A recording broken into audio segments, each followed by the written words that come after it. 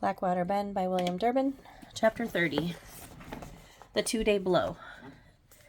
When cool weather returned, the mood of the camp immediately improved. Even Pa relaxed a little bit. One afternoon he said, "Why don't you boys show me that scone recipe of yours?" "Are you serious?" Ben said. "What, did somebody die?" Pa smiled. "I was serious last time, but that trick with the slim went over so good I plumb forgot to follow up about scone making. The Jacks liked 'em so much, it'll be a nice treat." "Should I write the recipe down for you?" Ben asked. "You know I don't believe in putting recipes on paper.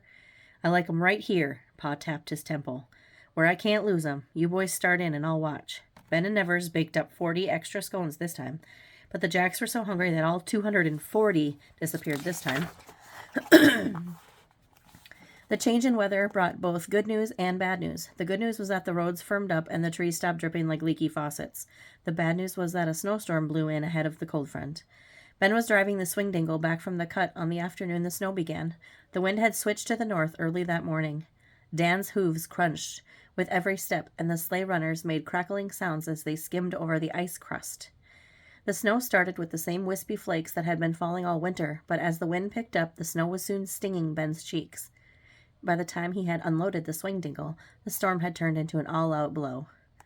A short while later, Day stopped by the cook shack and asked, "You mind if I borrow your cookies to help me hook up the snowplow?"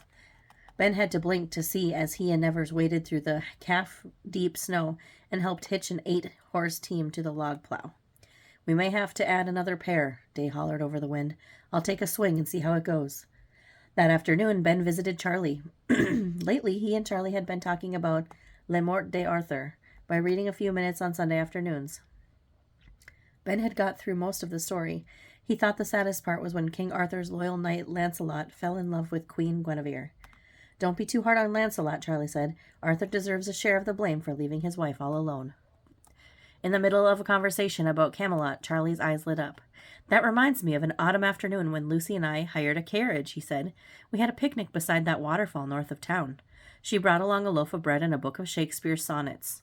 I furnished some wine and cheese. As we took turns reading those poems, the mist above the falls was lit with little floating rainbows. That was about the most peaceful moment I've ever spent on this earth." That evening, while Ben and Nevers were setting out the dinner plates, Day stopped for a cup of coffee.